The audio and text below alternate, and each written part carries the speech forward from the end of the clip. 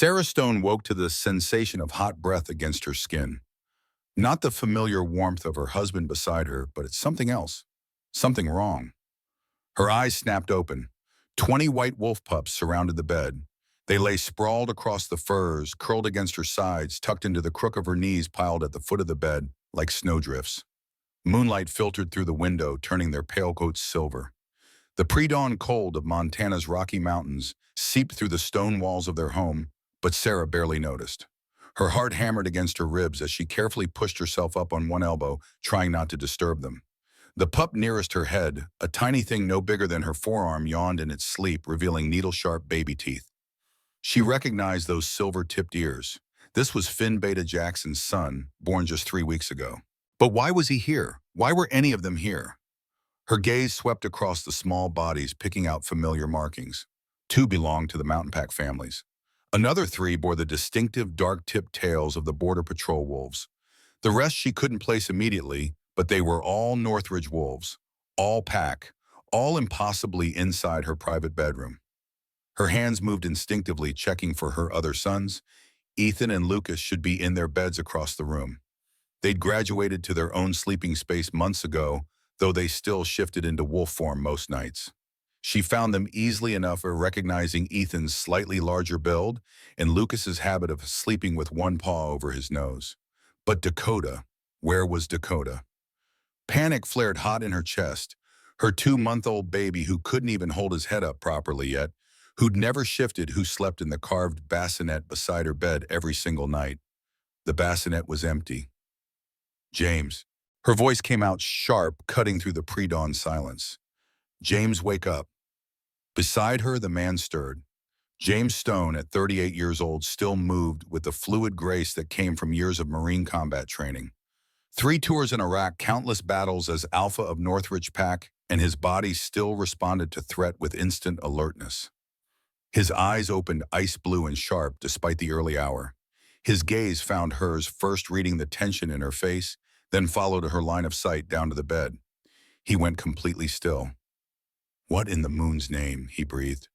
"I don't know." Sarah was already moving, carefully extracting herself from the pile of sleeping pups. They stirred but didn't wake, unconsciously, pressing closer to fill the space she left behind. "They were here when I woke up, all of them. I don't know how they got in. I don't know why they're here. But James, I can't find Dakota." That got him moving. James rolled out of bed with controlled urgency, his bare feet silent on the stone floor. He was already scanning the room, nostrils flaring as he searched for their son's scent. Sarah dropped to her knees beside the bassinet, as if Dakota might somehow be hiding in the empty bedding. The lamb's wool blanket she'd tucked around him last night lay undisturbed. "Sarah." Something in James's voice made her look up. He stood at the foot of the bed, staring down at the pile of pups with an expression she couldn't read. Slowly, carefully, he reached into the center of the pile and lifted something wrapped in furs. Not something, someone. A baby. Human. Fists curled against a round face. Dark hair soft as silk against pink skin. Even from across the room, she could see the steady rise and fall of his chest, the slight flutter of his eyelids as he dreamed. "That's not possible," Sarah whispered.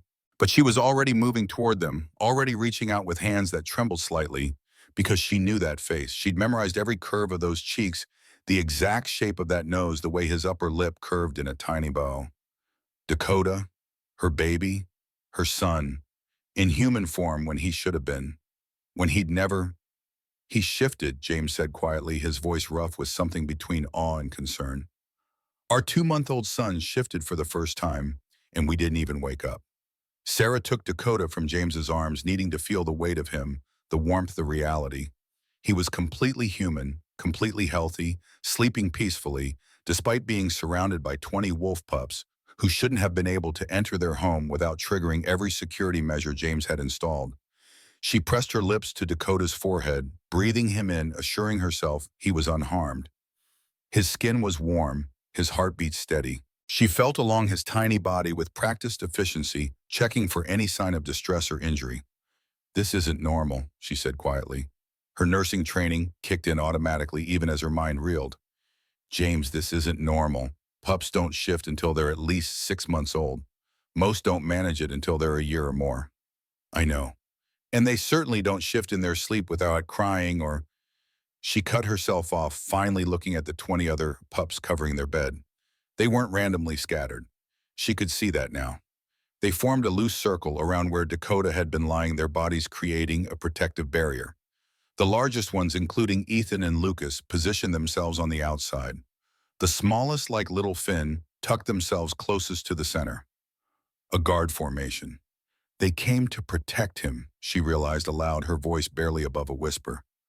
When he shifted, they came to protect him. Yes. James's hand moved to settle on the small of her back, his touch grounding her, reminding her to breathe. Through the bond between them, the incomplete bond they'd maintained for 2 years, she felt his concern mixing with something else. Not quite pride, but close. Wonder, maybe.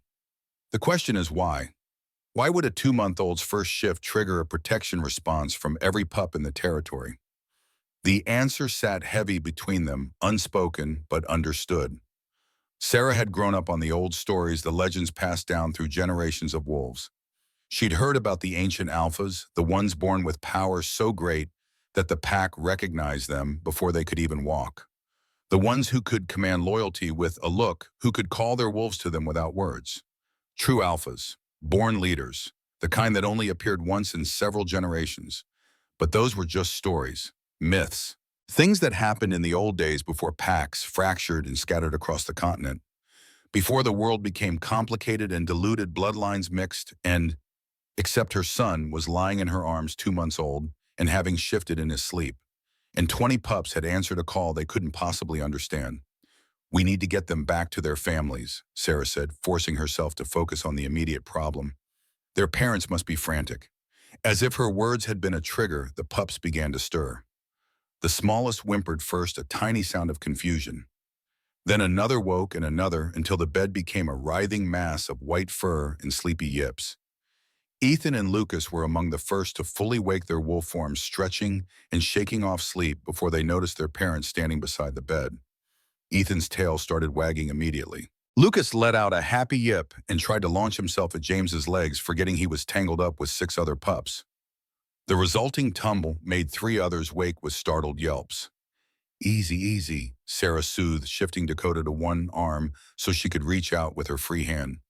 You're all okay. Everyone's okay. But they weren't all okay with waking up somewhere strange. Finn let out a frightened howl, confused and calling for his mother. 2 others joined in, their baby voices high and distressed. Within seconds, the bedroom filled with the cacophony of confused, frightened wolf pups. And through it all, Dakota slept on, peaceful and undisturbed, in Sarah's arms. The door burst open. Beta Jackson Reeves skidded to a stop in the doorway, wild-eyed and frantic, still pulling on a shirt over his bare chest. His mate Emily pushed past him a second later, her dark hair loose from sleep. They weren't the only ones. More parents crowded behind them, drawn by the sound of their pups' distress.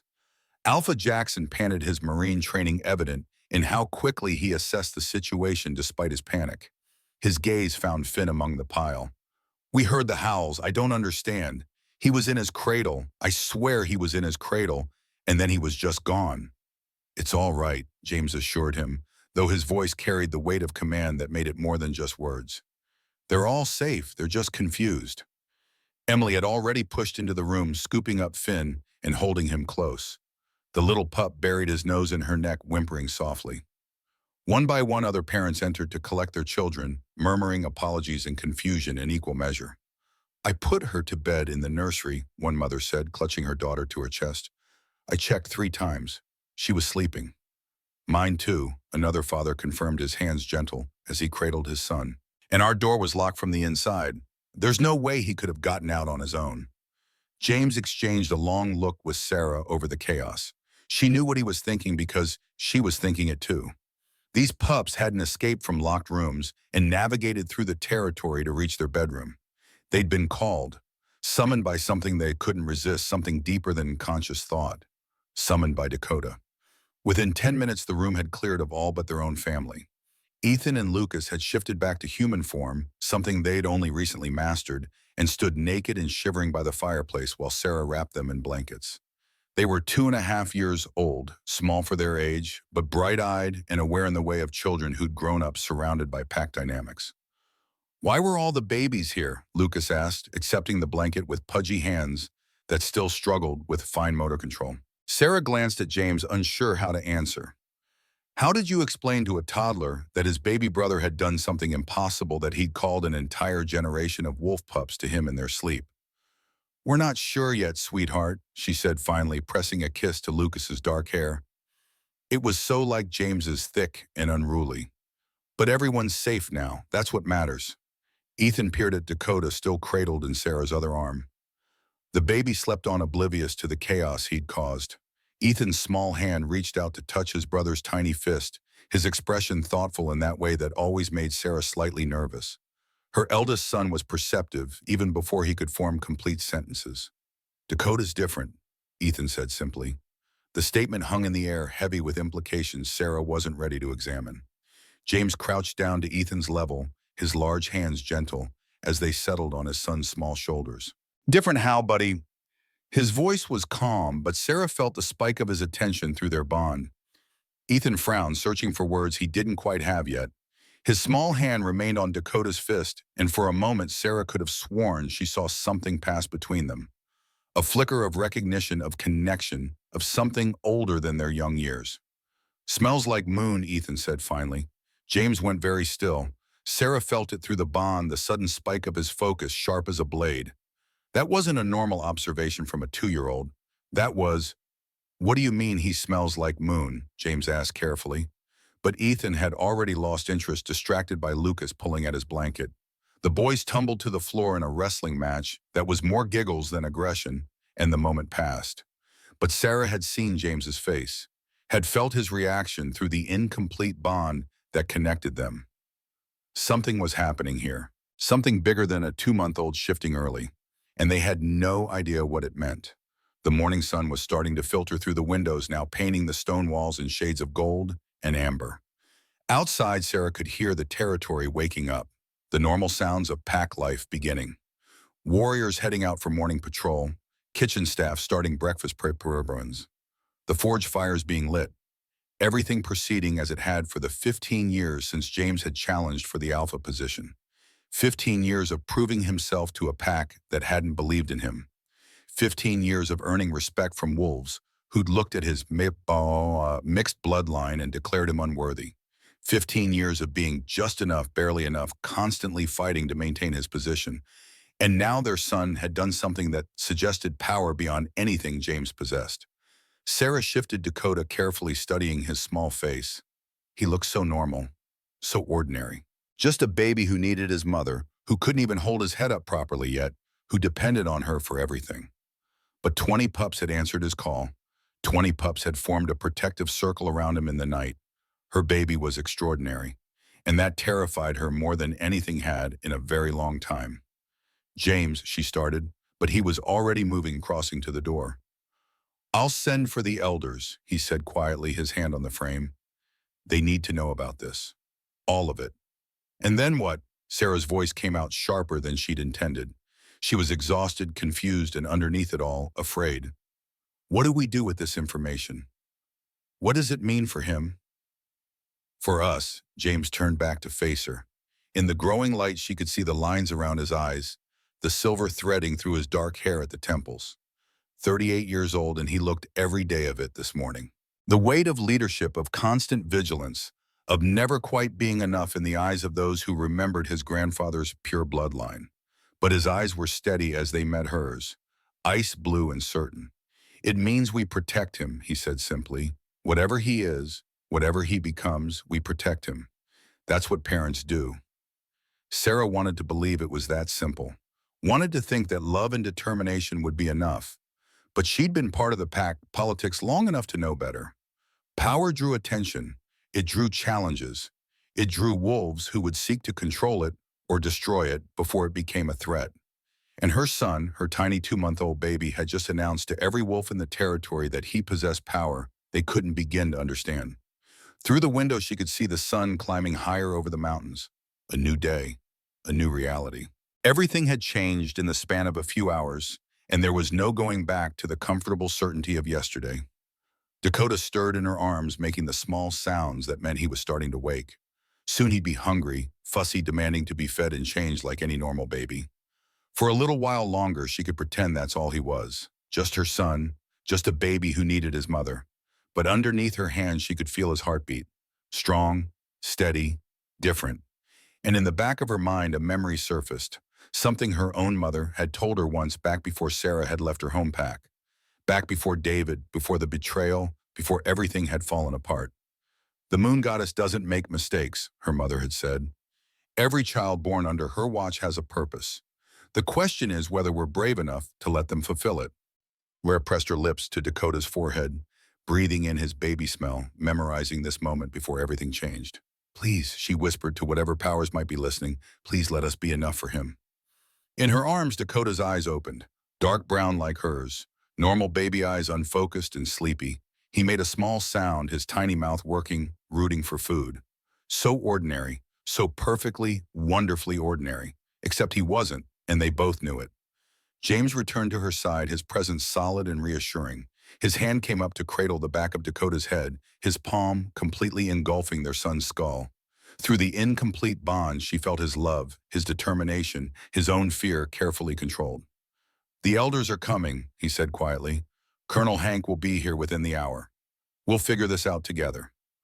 Sarah leaned into him, drawing strength from his certainty. They'd been through so much already, the loss of her first mate, the challenge for alpha position, the difficult birth of the twins, 2 years of carefully maintained distance of an incomplete bond that left her vulnerable but kept her safe from the kind of control she'd sworn never to submit to again. 2 years of James respecting her boundaries, never pushing, never demanding what she couldn't give. I'm scared, she admitted softly, knowing Ethan and Lucas were too distracted by their play to overhear. Me too, James replied, and the honesty of it steadied her more than false reassurance ever could. They stood together in the growing light, their youngest son between them, and waited for the world to come knocking at their door. Outside, the pack was stirring. Soon everyone would know what had happened. Soon the questions would start, the speculation, the inevitable political maneuvering that came with any display of unusual power. But for now, for just a few more moments, they were simply a family. A mother, a father, and their 3 sons. Nothing more, nothing less. Dakota began to fuss in earnest, his small face scrunching up in that way that preceded a full cry.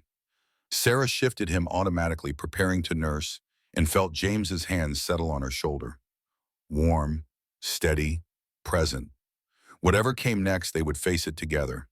Even if Sarah couldn't quite shake the feeling that everything was about to change in ways they couldn't begin to predict. The morning stretched ahead of them, full of unknowns and questions that had no easy answers. But first, her baby needed to eat, and that at least was something she knew how to handle. Everything else would have to wait. Colonel Howard Mitchell arrived exactly 53 minutes later, which told Sarah he'd been expecting the summons. The old Marine moved with the careful precision of a man whose body had seen 72 years and 3 wars, but whose mind remained sharp as ever. He'd been James's mentor, the one voice on the old council who'd argued for giving the young challenger a chance 15 years ago. Sarah had always liked Hank.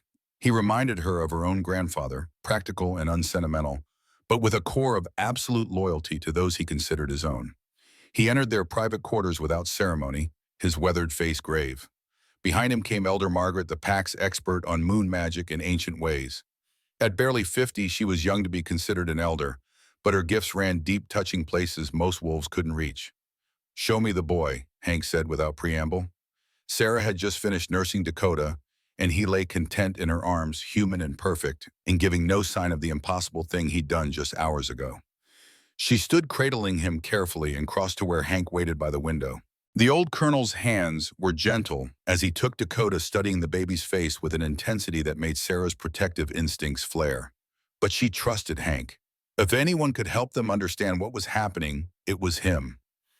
He shifted last night, Sarah said quietly, aware that Ethan and Lucas were now playing quietly in the corner, occasionally glancing over at the adults.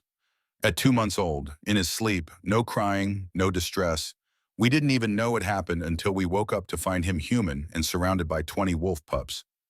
20, Hank repeated, his voice thoughtful. His gaze never left Dakota's face. Every pup born in the territory in the last month. Everyone, James confirmed. He stood beside Sarah close enough that she could feel his warmth but not touching. Always so careful not to crowd her, not to trigger the panic that sometimes still surfaced when she felt trapped. They formed a protective circle around him, a guard formation. Margaret moved closer, her dark eyes intense as she studied Dakota. Sarah fought the urge to snatch her son back to put herself between him and that penetrating gaze. Margaret's gifts were powerful, but sometimes Sarah wondered if the elder saw too much, knew too much about things better left alone. "May I?" Margaret asked, and Sarah appreciated that she had asked even though, technically, an elder had the right to examine any pack member without permission. Sarah nodded, not trusting her voice. Margaret's hand hovered over Dakota's small body, not quite touching, and Sarah saw the shimmer of power that meant she was reading more than just physical presence. Moon magic was subtle, harder to detect than the raw strength of an alpha or the healing gifts some wolves possessed. But it was no less real. After a long moment, Margaret stepped back, her expression carefully neutral. "Well," James's voice carried an edge of command, the alpha tone he rarely used with elders, but couldn't quite suppress when it came to his children. "He shifted," Margaret said, simply as if that wasn't obvious. Then more carefully, "but it wasn't his first time." The room went very still. "What do you mean it wasn't his first time?" Sarah heard herself ask, though her voice sounded distant to her own ears. Margaret's gaze flicked to her, sympathetic but unyielding. "I mean he's been shifting in the womb since before he was born. His spirit has been walking between forms since before he drew his first breath. Last night wasn't his first shift. It was simply the first time he did it in a way that you could witness." Sarah's legs went weak. James's hand found her elbow, steadying her, and she leaned into the support without thinking. Dakota had been shifting before he was born. That was impossible, she breathed. "Rare," Hank corrected gently. He still held Dakota, studying the baby with an expression Sarah couldn't quite read. "But not impossible. I was in Korea when I heard stories from the old-timers. True alphas, they called them. Born once every several generations, if that. Children so powerful that their first shift sends a ripple through every wolf in the territory. The pack recognizes them before they can walk, before they can speak, before they even understand what they are." "Dakota is a true alpha," James said flatly. "Not a question. Your son," Hank said carefully, handing Dakota back to Sarah, "is something we haven't seen in this territory for over 200 years, maybe longer. The question isn't what he is. The question is what we do about it." Sarah clutched Dakota to her chest, her mind racing. A true alpha. The term carried weight, implied things she wasn't sure she wanted to examine too closely. Power, responsibility, danger. "What do we do about it?" She repeated, her voice steadier than she felt. "He's 2 months old. What exactly are we supposed to do?" For now, Hank's weathered face softened slightly. "You do what you've been doing. You love him, you protect him, you let him be a baby. But Sarah James, you need to understand something. This won't stay quiet. The parents of those 20 pups are already talking. By noon, the whole pack will know. By tomorrow, it'll spread to the neighboring territories. And within a week, every alpha within 500 miles will know we have a true alpha born into our pack," James finished grimly. "Some will see it as a blessing," Margaret added quietly, "a sign of the moon goddess's favor, a promise of strength and prosperity for Northridge. And others will see it as a threat," James said, "a future challenge to their own power. A wolf pup who might one day unite the packs under a single alpha, the way they were before the Great Fracture." The Great Fracture. Sarah had learned about it in her youth, the event 300 years ago, when the unified wolf nation had splintered into dozens of independent packs, each led by their own alpha. Some said it was politics. Others claimed it was the natural result of territory expansion and population growth. A few whispered about dark magic and ancient curses. But everyone agreed on one thing: before the fracture, there had been true alphas who ruled over all the packs with absolute authority. And after the fracture, those bloodlines had diluted, scattered, disappeared. Until now, until her son. "They'll come for him," Sarah heard herself say the words hollow. "They'll try to take him, to control him, to eliminate the threat before he's old enough to become one," Hank finished bluntly. "Yes, some will, which is why you need to be prepared." James's hand found Sarah's shoulder warm and solid. Through their incomplete bond, she felt his determination, his absolute certainty that he would protect their family with everything he had. But would it be enough? James was strong, respected, a capable alpha. But he'd fought for every inch of that respect. His bloodline wasn't pure. His claim to the alpha position had been challenged 3 times in the first 5 years. He'd won every challenge, but not easily. Not decisively enough to stop the whispers that maybe, just maybe, Northridge deserved better. And now their son was proving to be more powerful than James could ever hope to be. "There's something else," Margaret said, and Sarah's stomach dropped at her tone. "Something you need to understand about true alphas and their families." "What?" James's voice was flat, controlled, but Sarah felt the tension thrumming through him. Margaret's gaze moved between them, and Sarah saw something like pity in those dark eyes. True alphas draw their strength from their pack bonds. But the strongest bond, the one that grounds them and keeps their power from consuming them, is the bond with their parents, specifically the bond between their parents. Sarah's mouth went dry. "You're unmarked," Margaret continued, her voice gentle but inexorable. "Your mate bond with James is incomplete. You share a pregnancy bond through the children, but you've never allowed him to complete the claiming. And that creates a vulnerability." "A vulnerability in Sarah?" James asked sharply. "A vulnerability in Dakota," Margaret corrected. "His power is immense, but it's untethered, unstable, like a river without banks.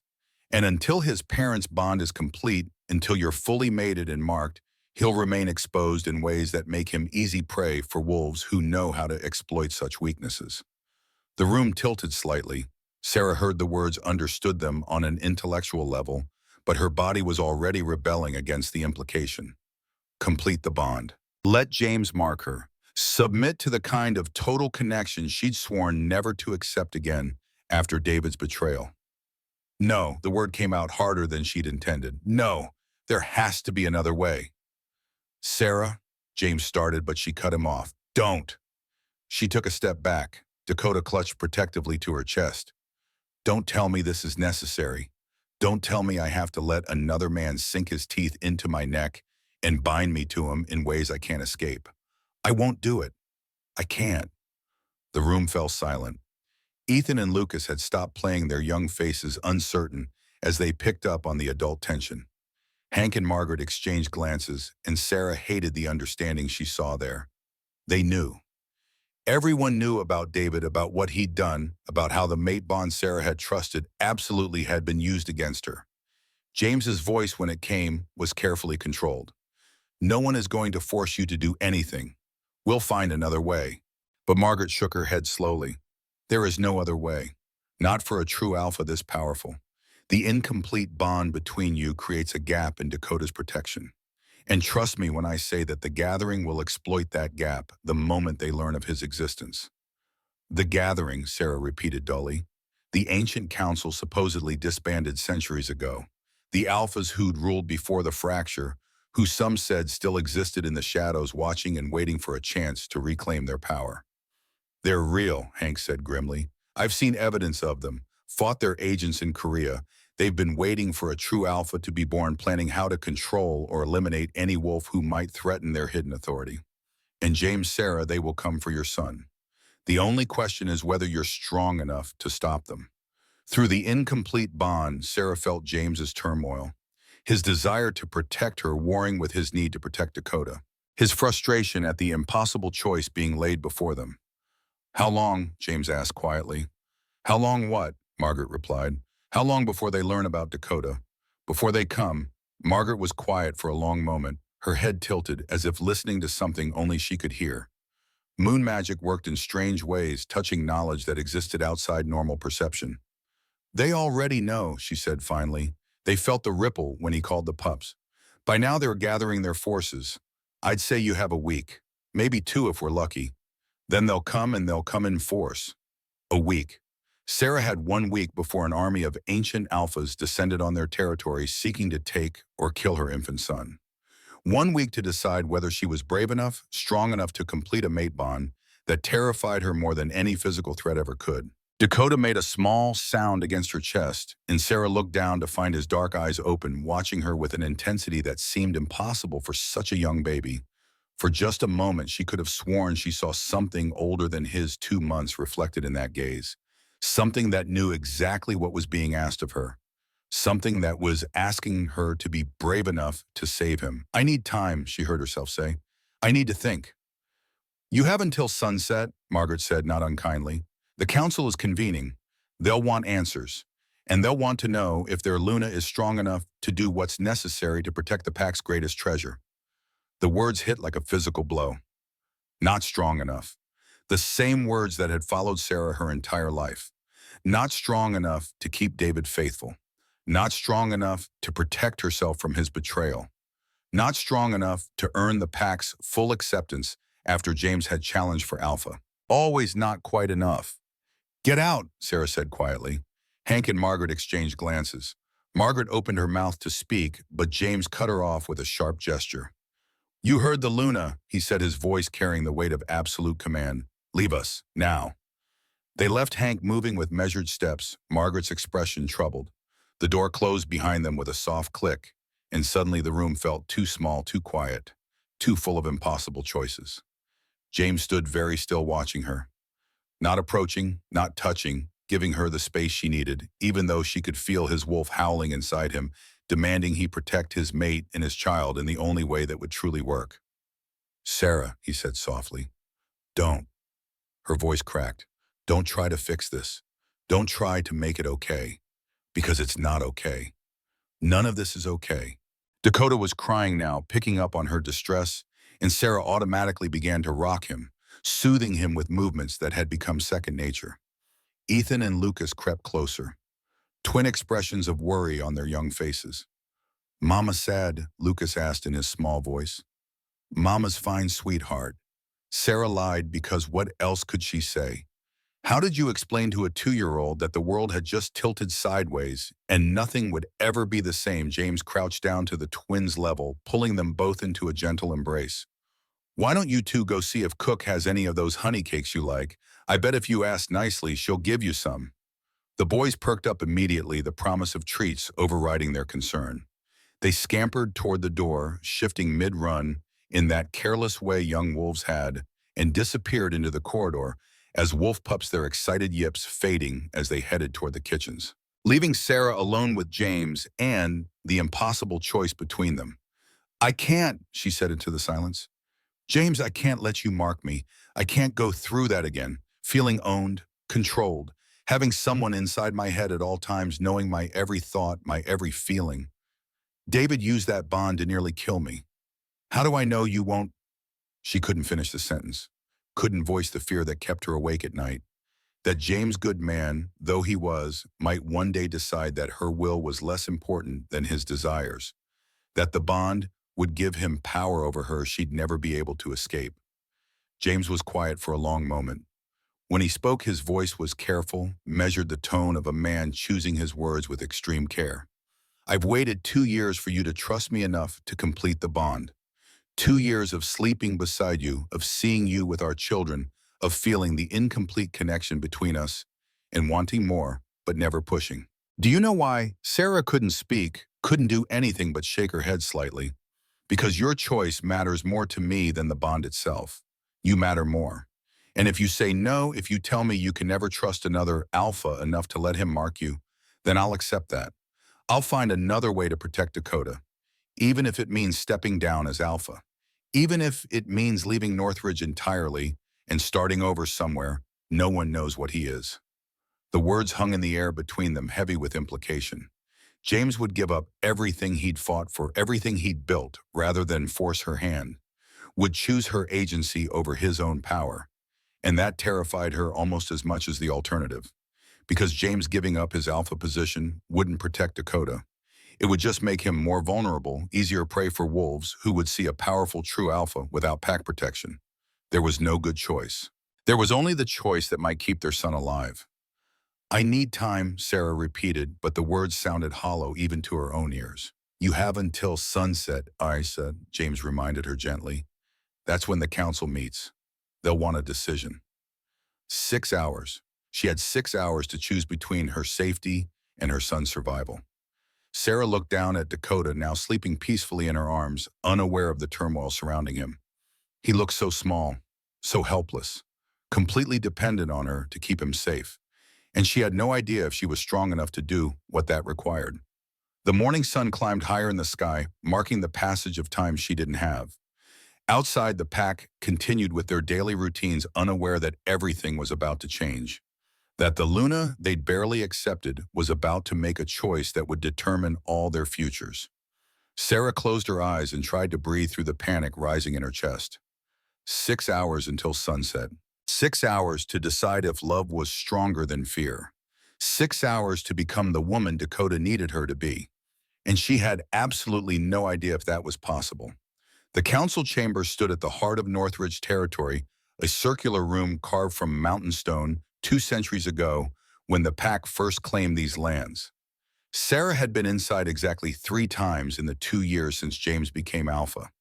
Once for the formal presentation after Ethan and Lucas were born, once when a rogue attack required pack-wide decisions, and once, just once, when the council had questioned whether an unmarked Luna had the right to speak for the pack. She'd won that argument. Barely. Now she stood outside the heavy wooden doors, Dakota sleeping in a sling against her chest, and wondered if this would be the day she finally lost. James stood beside her, close enough that she could feel his warmth, but not touching. Always so careful not to crowd her. His formal alpha regalia, leather and steel, polished to a high shine, made him look every inch the warrior he'd been in Iraq. But Sarah could see the tension in his shoulders, the way his jaw was set just slightly too tight. He was as nervous as she was. He just hid it better. "You don't have to do this," he said quietly, his voice pitched for her ears only. "We can leave, right now. Take the boys and disappear. There are packs in Alaska that would take us in. Remote places where no one would think to look for a true alpha." Sarah almost laughed. Almost. "You'd give up everything you've built here, everything you've fought for." In a heartbeat. His ice blue eyes met hers, and she saw the absolute truth there. "If it means keeping you from doing something you're not ready for." Her heart twisted. David had never looked at her like that, had never offered to sacrifice his position, his power, his pride for her peace of mind. David had taken what he wanted and justified it with words about duty and pack bonds and natural order. James offered her escape instead, which somehow made what she had to do even harder. "The council is waiting," she said, because that was easier than examining the complicated tangle of emotions in her chest. James studied her for another long moment, then nodded once. He pushed open the doors. 7 faces turned toward them as they entered. Colonel Hank Mitchell sat in the place of honor, his 72 years evident in the deep lines around his eyes, but his back ramrod straight with military bearing. Beside him sat Elder Margaret, her dark eyes already tracking to Dakota with unnerving intensity. But it was the other 5 council members that made Sarah's stomach clench. Sergeant Marcus Webb, 68, and Vietnam veteran, who'd voted against James 15 years ago and never quite gotten over it. Elder Ruth, ancient beyond counting keeper of pack history and traditions. Thomas Reeves, 45, and Jackson's older brother, who'd supported James but always with reservations. And 2 others Sarah barely knew, both in their 50s, both watching her with expressions that ranged from skeptical to openly hostile. This was the council that would decide if she was worthy of being Luna. If her choice to remain unmarked made her a liability the pack couldn't afford. "Alpha James, Luna Sarah." Hank's voice carried the formality of official council business. "Thank you for coming. Please be seated." There were only 2 chairs in the center of the chamber, positioned so the council could see them from all sides. Judgment seats Sarah had heard them called. She sat carefully adjusting Dakota in his sling so he remained comfortable. James took the other seat, angling his body slightly so he could see both Sarah and the council at once. Protective. Even here, even now, his first instinct was to shield her. "We've called this emergency session," Hank continued, "to address the events of this morning. Reports indicate that every wolf pup born in the last month appeared in your private chambers at dawn, summoned by an unknown force. Is this accurate?" "It's accurate," James confirmed. His alpha voice filled the chamber, commanding respect even from those who doubted him. 20 pups in total. They formed a protective circle around our son Dakota, who had shifted for the first time during the night. Murmurs rippled through the council. Marcus Webb leaned forward, his scarred hands clasped on the table before him. "The boy is 2 months old," Marcus said flatly, Pups don't shift until 6 months at minimum. Most take a year or more. So either you're mistaken about what happened or Dakota is a true alpha, Margaret finished quietly. Born with power we haven't seen in this territory for over 2 centuries. The silence that followed was absolute. Ruth spoke next, her voice thin with age but still carrying authority. I am 117 years old. In all my years, I have heard stories of true alphas but never witnessed one. They are born perhaps once in 10 generations, perhaps less. Her milky eyes, nearly blind now, turned towards Sarah with uncanny accuracy. The question before this council is not whether the child possesses great power. Elder Margaret has confirmed that much.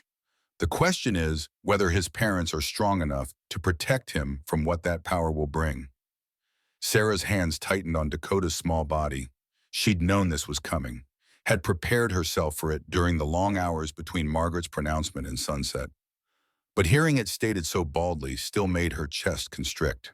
My mate and I, James said, his voice carrying an edge, now have protected our pack and our family through 3 rogue attacks, 2 territorial disputes, and countless smaller threats. Our strength is proven. Your strength is proven, Thomas agreed, his tone diplomatic. But Alpha James, with respect, your Luna is unmarked. The mate bond between you is incomplete. And Elder Margaret has informed us that this creates a vulnerability in the child, a weakness that can be exploited. Then the solution is obvious. Marcus Webb's voice cut through the chamber like a blade. Complete the bond, mark the Luna, shore up the weakness before our enemies can exploit it. It's not that simple, Sarah heard herself say. Her voice came out steadier than she'd expected, and she saw surprise flicker across several council faces. They hadn't expected her to speak. The decision to complete a mate bond isn't just about tactical advantage. It's personal, permanent. It affects every aspect of the Luna's autonomy. Autonomy is a luxury, Marcus said bluntly. We're talking about the survival of a true alpha, the only one born in this generation. His safety takes precedence over personal comfort. The words hit like a slap. Sarah felt James tense beside her, felt the surge of his anger through their incomplete bond. But before he could speak, she did. Personal comfort. She repeated the words slowly, letting them hang in the air. Is that what you think this is about, being comfortable? Marcus had the grace to look slightly uncomfortable, but he didn't back down. I think it's about doing what's necessary for the pack.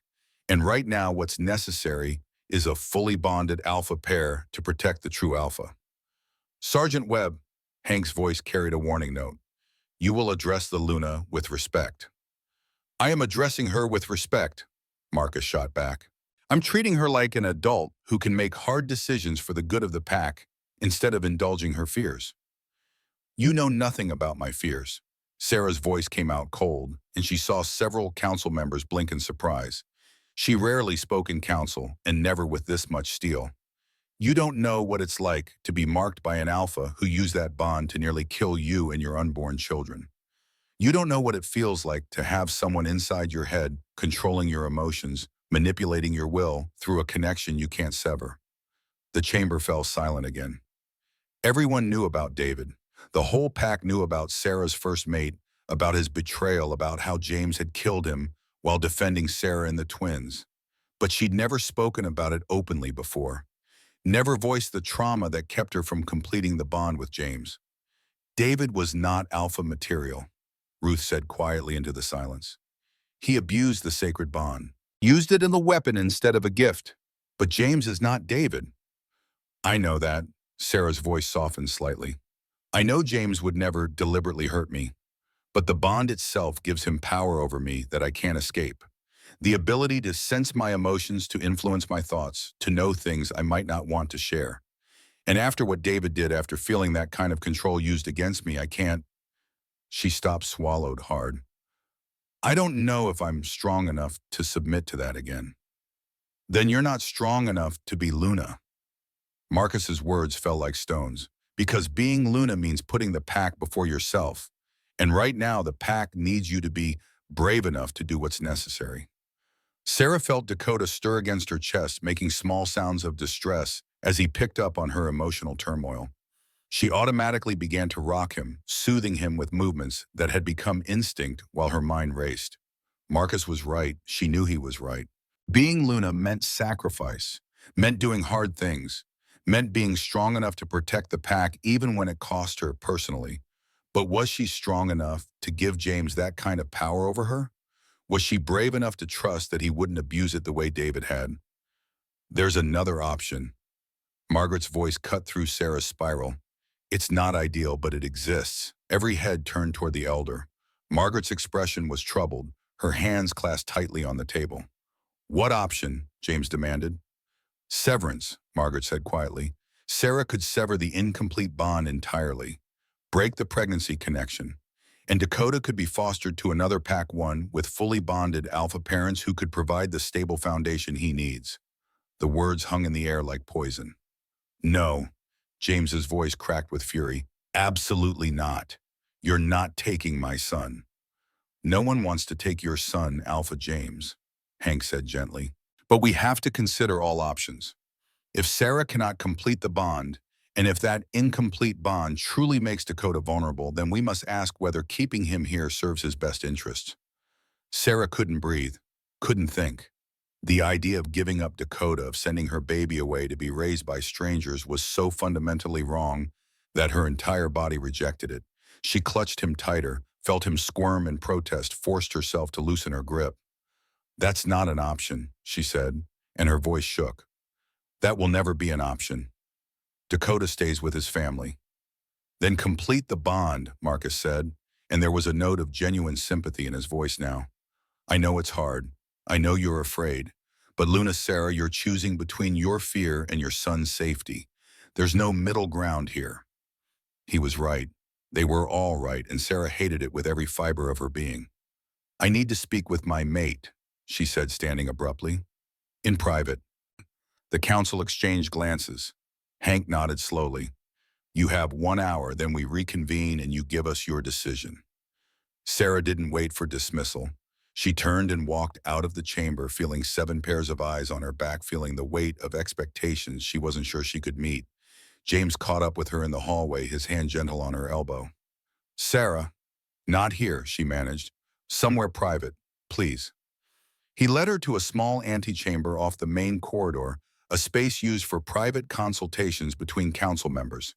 It was barely larger than a closet, stone walls on all sides, a single narrow window letting in the late afternoon sun.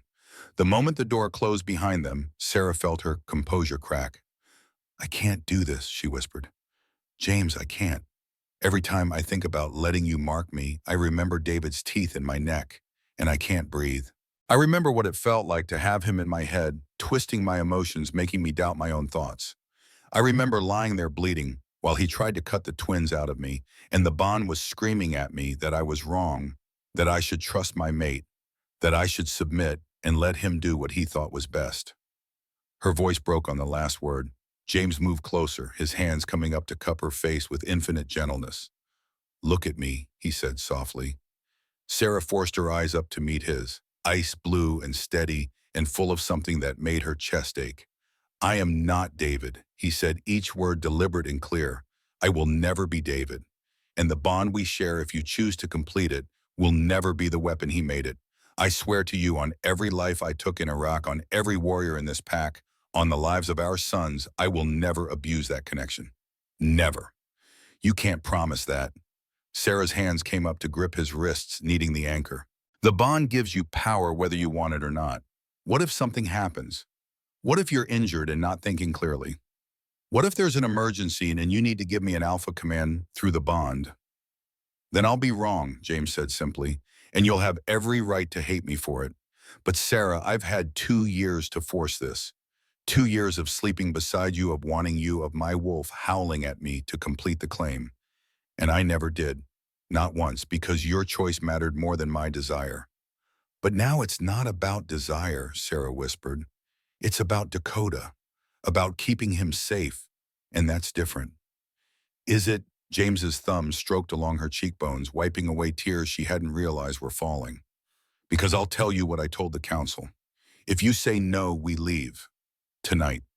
We take the boys and we disappear. I'll give up the alpha position, Give up everything I've built here, and we'll start over somewhere far from politics and true alphas and ancient councils that want to control our lives. Sarah wanted to believe him, wanted to think they could just run and hide and everything would be fine. But she'd seen the look in Margaret's eyes when she talked about the gathering, had heard the certainty in Hank's voice when he said they were coming. Running wouldn't save Dakota. It would just make him an easier target. They'll find us, she said dully. Won't they? No matter where we go, they'll track down a true alpha. His power is too strong, too unique. We can't hide that. James was quiet for a long moment. Then very quietly, no, we probably can't.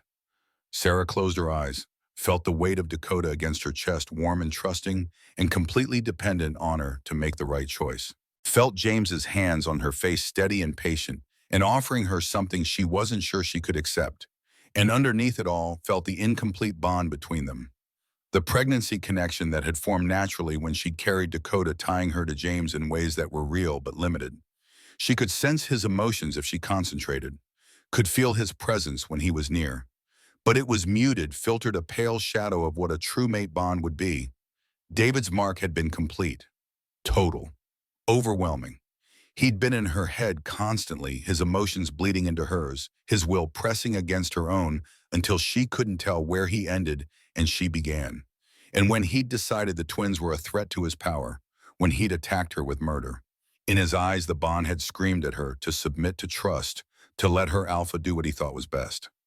She'd fought through that command, had resisted the biological imperative to obey her mate long enough for James to arrive and end the threat. But it had nearly killed her. And the memory of that struggle of fighting her own instincts and the bond itself haunted her still. How could she willingly put herself back in that position? How could she give another alpha that kind of power over her, even knowing James would never deliberately abuse it? I need you to understand something, she said quietly, opening her eyes. It's not that I don't trust you. It's that I don't trust myself. When David was hurting me, the bond made me doubt my own fear. Made me question whether I was overreacting. And by the time I was sure, by the time I knew with absolute certainty that he was going to kill me and our babies, it was almost too late. James's expression twisted with something that might have been pain. You think that could happen with me? That I might hurt you and the Bene would make you doubt it? No. Sarah shook her head quickly. No, I don't think you'd hurt me. But James, what if I'm wrong? What if something happens that I can't predict? What if the bond makes me ignore warning signs I should see? I can't risk that. Not when our sons depend on me to keep them safe. So what do we do? James's voice was raw. Because Sarah, if you can't complete the bond and we can't run and we can't give up Dakota, then I don't see a path forward. And the gathering is coming whether we're ready or not. Sarah didn't have an answer. Stood there in the small stone room with her mate's hands on her face and her son against her chest, and absolutely no idea how to solve the impossible problem before them. Then Dakota shifted in his sling. Not much, just a small movement as he started to wake. But Sarah felt it, felt the warm weight of him, felt the trust in that small body, the absolute certainty that his mother would protect him. And something in her chest shifted. How long do we have? She asked. Before the gathering arrives. Margaret said a week, maybe 2. Then I need that time. Sarah stepped back and James let his hands fall away, though she could see the effort it cost him. I need time to think, to work through this, to see if I can be brave enough to do what Dakota needs. And if you can't, James asked quietly. Sarah met his eyes, saw the fear there that matched her own. Then we find another way, together, like we always do. It was a promise she wasn't sure she could keep, but it was all she had to offer. The antechamber door opened without warning. Jackson stood in the doorway, his face grim. Alpha, he said, and his marine formality told Sarah something was wrong before he spoke. We have a situation. Alpha Garroted Cross from Southern Territory just arrived at our borders. With 50 wolves, he's requesting immediate audience. James went very still. Sarah felt his shock through the bond, followed quickly by wariness. Garrett Cross, she repeated slowly. He's the one who lost his son 10 years ago, Jackson confirmed. True alpha, just like Dakota. Killed by rogues when Garrett refused to ally with the gathering. The implications hit like a physical blow. Garrett knew firsthand what happened to true alphas whose families weren't strong enough to protect them. He'd lived through the nightmare they were facing, and now he was here with an army at his back asking for audience. This could be a threat, James said carefully, or it could be help. We won't know until we hear what he wants. The council is reconvening, Jackson added. They want you both present when Garrett is brought in. Sarah looked down at Dakota, now fully awake, and watching her with those impossibly aware dark eyes. 2 months old and somehow seeming to understand that everything was changing, that the safe world he'd been born into was about to become very dangerous. I'm not leaving him, she said firmly. Wouldn't ask you to, James replied. His hand found the small of her back warm and steady. Whatever happens next, we face it together, as a family. They walked back to the council chamber together, Jackson trailing behind as an escort. Sarah's mind raced with possibilities. Garrett could be a threat, could be working with the gathering, could be here to take Dakota by force where subtlety had failed. Or he could be an ally, someone who understood what they were facing, someone with resources and experience that might make the difference between survival and disaster.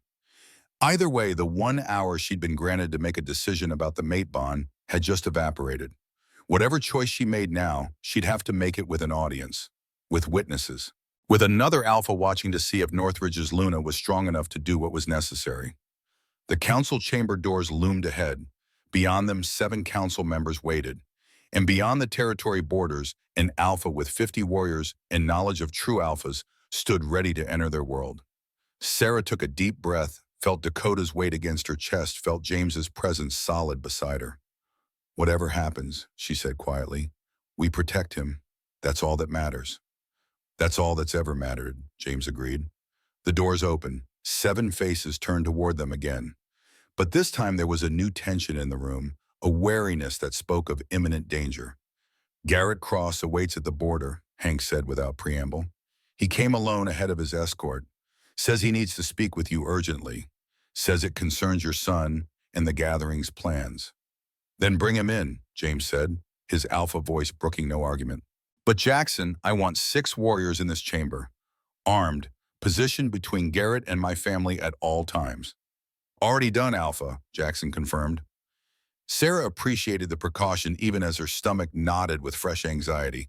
They were about to meet an alpha who'd lost his own true alpha son, who knew exactly what they were facing, who might be friend or enemy or something more complicated.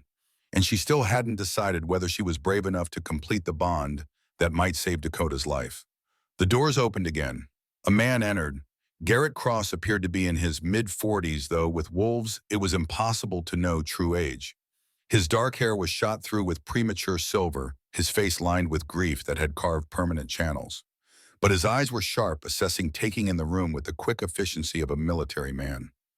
Those eyes landed on Sarah, more specifically on Dakota sleeping against her chest, and something in Garrett's expression cracked.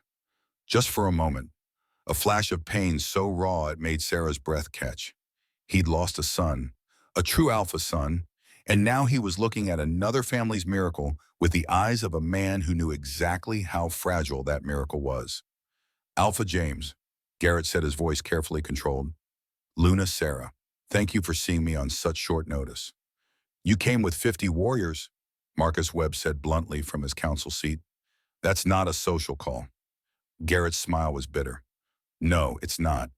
His gaze moved back to Dakota, lingered there. 10 years ago, I had a son, Benjamin.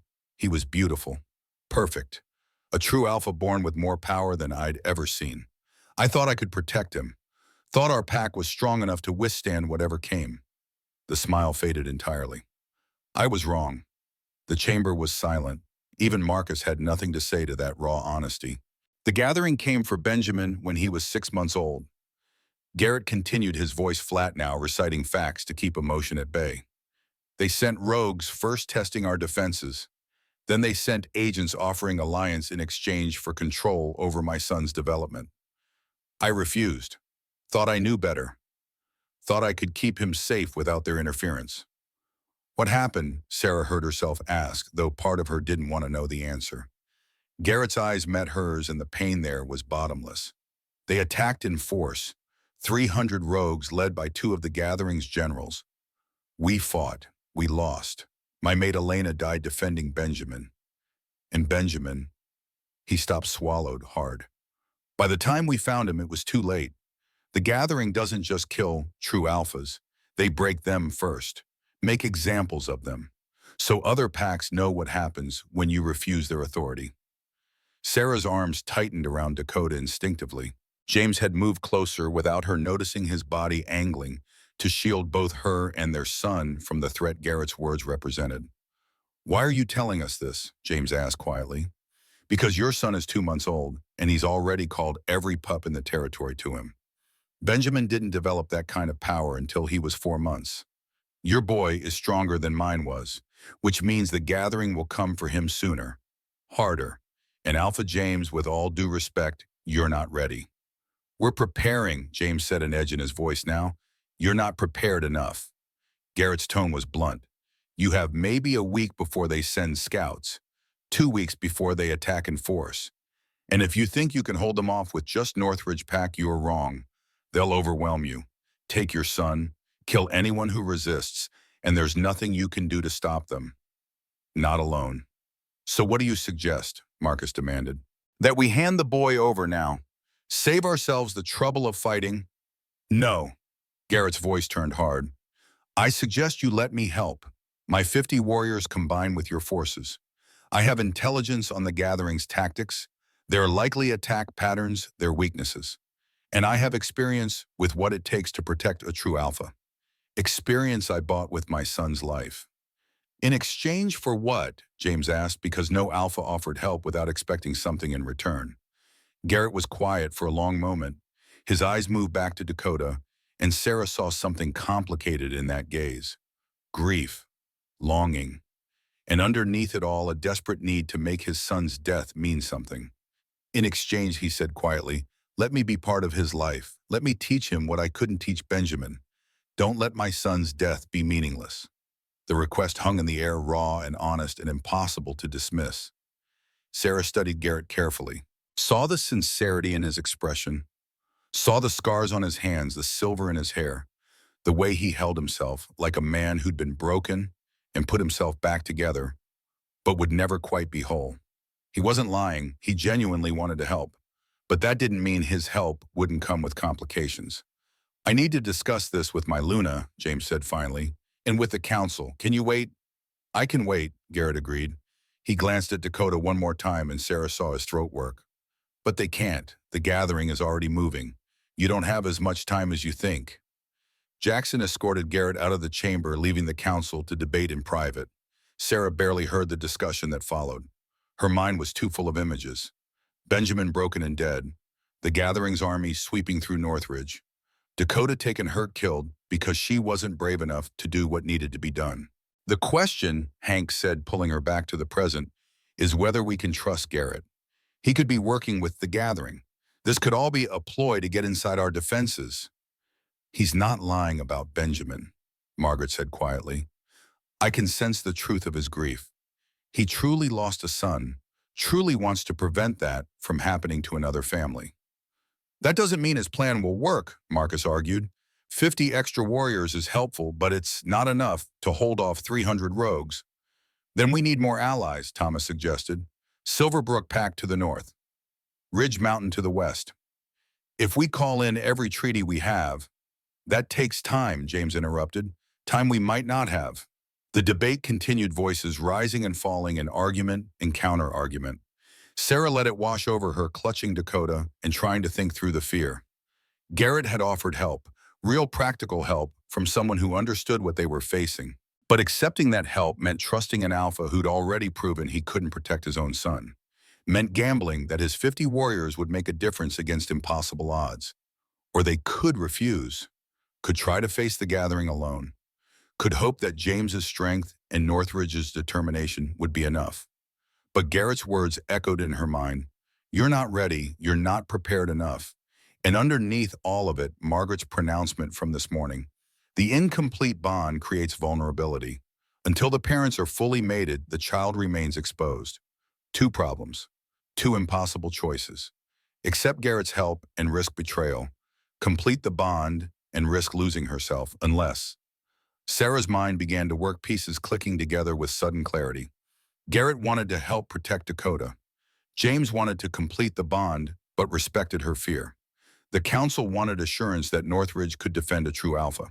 What if there was a way to address all three concerns at once? I have a proposal, she heard herself say.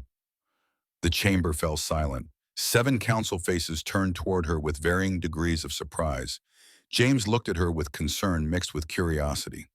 Sarah stood Dakota secure against her chest and faced the council with her spine straight and her voice steady. We accept Garrett's alliance, she said clearly. His 50 warriors combined with Northridge gives us better odds against the gathering, and his experience protecting a true alpha could be invaluable.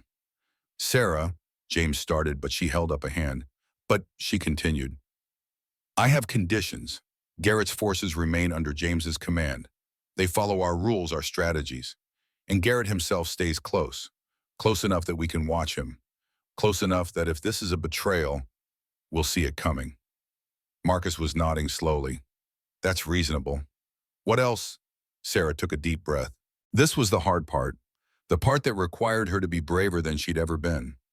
I'll complete the mate bond with James, she said, and felt shock ripple through the room. But not today, not yet. I need time. Time to work through my fear. Time to trust that it won't be like David. She met James's eyes, saw the hope and concern warring there. Give me the week before the gathering arrives. Let me train with Garrett, learn what he knows about protecting true alphas. Let me prove to myself that I can be strong enough for this. And then when they come, I'll let James mark me. Sarah, you don't have to, James started, but she shook her head. Yes, I do, for Dakota, for the pack, for us. Her voice softened slightly. But I need that time, James. I need to come to this as a choice, not as an order. Please. The silence stretched. Then Hank spoke, his voice gentle. It's a reasonable request. A week of preparation gives us time to fortify defenses, train together, plan strategy. And Luna Sarah completing the bond before the battle would give us the strongest possible foundation. If she actually follows through, Marcus said, but there was less hostility in his voice now. Luna Sarah, with respect, what guarantee do we have that you won't back out at the last minute? Sarah met his eyes steadily. You have my word, and you have my love for my son. That's the only guarantee I can give. Marcus studied her for a long moment, then nodded slowly. That'll have to be enough. The council voted. 7 hands rose in agreement. Sarah had her week, had her chance to prove she could be brave enough to protect Dakota properly, had her chance to become the Luna Northridge needed. Whether she was strong enough to follow through remained to be seen. But she had 7 days to find out. 3 days. Sarah stood in the training yard, sweat dripping down her spine despite the mountain cold, and watched Garrett demonstrate another defensive formation. 3 days since the council had given her a week to prepare. 3 days of intensive training strategy sessions and slowly learning to trust the alpha who'd lost everything she was terrified of losing. 3 days until the gathering arrived. Again, Garrett said, his voice carrying the patience of a man who'd trained countless warriors. When you shift mid-combat, you're vulnerable for exactly 2 seconds. That's when they'll strike. You need someone covering that blind spot. James moved without being asked, his wolf form sliding into position beside where Sarah stood. They'd been training together like this for hours, learning to move as a unit, to anticipate each other's actions. And slowly, so slowly, she almost didn't notice it happening, Sarah was beginning to trust the synchronicity between them. She shifted. The change rippled through her in a familiar cascade, human to wolf, in the space between heartbeats. Her wolf form was smaller than James's, leaner, built for speed rather than raw power. But Garrett had been teaching her to use that to her advantage. The moment she completed the shift, James's wolf pressed against her flank, protecting, covering her vulnerable moment. Good, Garrett approved. He stood in human form, observing with the critical eye of someone who'd seen too many battles. That's instinctive now. You're not even thinking about it. Sarah shifted back to human, accepting the training clothes Jackson tossed her way. The beta had become a constant presence during the training, his marine background making him invaluable for tactical planning. Instinct only works if the bond is complete, Jackson said quietly, echoing what they had all been thinking. Right now, you two are operating on incomplete connection and training. When the gathering comes, that might not be enough. It'll be enough. James's voice was firm, but Sarah heard the doubt underneath. Heard what he wasn't saying. It'll be enough because you'll have completed the bond by then. Right, Sarah, she didn't answer. Couldn't answer. Because every time she thought about letting James mark her, about giving him that level of access to her mind and emotions, her throat closed up and panic clawed at her chest. 3 days. She had 3 more days to become brave enough. Let's take a break, Garrett suggested, his eyes too knowing as they moved between Sarah and James. You've been at this for 5 hours. Your bodies need rest even if your minds don't. Sarah nodded gratefully, accepting the water skin someone handed her. Around the training yard, Northridge warriors continued their own drills. 50 of Garrett's wolves trained alongside them, the two groups slowly learning to work together despite the natural wariness between packs. In the 3 days since Garrett's arrival, they'd fortified the territory borders, set up early warning systems, and drilled until every warrior could execute defensive formations in their sleep. They were as ready as they could be. Except for the one thing that mattered most. Sarah made her way toward the main house, needing to check on Dakota. She'd left him with Emily and the other mothers, trusting them to keep the children safe while the adults prepared for war. But her arms felt empty without his weight, and her chest ached with the need to hold him. She found him in the nursery, lying on a blanket on the floor, surrounded by the same 20 pups who'd appeared in her bedroom 3 nights ago. They'd formed a pattern she'd noticed. Every day, these 20 would gravitate toward Dakota, forming their protective circle, even during playtime. Even now, at just 2 months old, he was building the foundation of his future pack. His first guard, Garrett, had called them. The wolves who would grow up bonded to him, who would serve him when he came into his full power. If he lived long enough to come into his full power. He's been peaceful all morning, Emily said softly, appearing at Sarah's elbow. Finn, her own son, lay curled against Dakota's side, both babies drowsing in the afternoon sun streaming through the windows. Almost like he knows you need him to be calm. Sarah knelt beside her son, unable to resist touching his soft hair, his perfect little fingers. He opened his eyes at her touch, those dark brown eyes that somehow seemed far too aware for an infant. I'm trying, she whispered to him, though he couldn't possibly understand. I'm trying to be brave enough. I'm trying to be what you need. Dakota made a small sound, his tiny hand closing around her finger with surprising strength. And for just a moment, Sarah could have sworn she felt something. A pulse of warmth, of certainty, of absolute trust that his mother would do what needed to be done. Luna, Sarah. The voice came from the doorway. Margaret stood there, her expression grave. We need to talk, in private. Sarah's stomach dropped. Nothing good ever came from that tone. But she kissed Dakota's forehead, whispered reassurances to Emily, and followed the elder out into the corridor. Margaret led her to a small room off the main hall, one used for private consultations. The moment the door closed, the elder turned to face her with eyes that saw far too much. They're coming sooner than we thought, Margaret said without preamble. I felt the shift in the moon's energy this morning. The gathering is moving faster. They'll be here tomorrow night, not 3 days from now. The world tilted. Sarah grabbed the back of a chair to steady herself. Tomorrow night, she repeated dully. That's impossible. You said we had a week. I said we had a week if we were lucky. We're not lucky. Margaret's voice was gentle but unyielding. They've sensed something, a change in Dakota's power perhaps. Or maybe they simply decided not to give us time to prepare. Either way, they're coming. 300 wolves led by the gathering's generals. And Sarah, you need to complete the bond with James before they arrive. I can't. The words burst out before Sarah could stop them. I need more time. I'm not ready. You don't have more time. Margaret stepped closer, her hands coming up to grip Sarah's shoulders. Child, I know you're afraid. I know what David did to you was traumatic. But you need to understand something. When the gathering attacks tomorrow night, they'll target the weakness in your bond first. They'll try to separate you and James to break the incomplete connection entirely. And when that happens, Dakota's power will destabilize. He could hurt himself, could hurt others, could burn out completely before he's old enough to control what he is. Rachel's vision blurred with tears she refused to let fall. There has to be another way. There isn't. Margaret's voice carried absolute certainty. I've searched every scrap of moon magic knowledge we have, every ancient text, every oral tradition, and they all say the same thing. A true alpha needs anchoring. Stable, complete bonds from his parents to ground his power. Without that, he's a danger to himself and everyone around him. So my choice is let James mark me or watch my son destroy himself. Sarah's laugh was bitter. That's not really a choice at all, is it? No, Margaret agreed quietly. It's not. But Sarah, for what it's worth, I don't think you need to be as afraid as you are. James isn't David. He's proven that over and over in the 2 years you've been together. He's respected your boundaries. He's given you space. He's never once tried to force the bond. I know that. Sarah pulled away, wrapping her arms around herself. Intellectually, I know James would never deliberately hurt me. But Margaret, the bond itself is the problem. It gives him access to my emotions, my thoughts, my will. And no matter how good his intentions are, that kind of power can be abused. Even accidentally. Even by someone who loves me. Margaret was quiet for a long moment.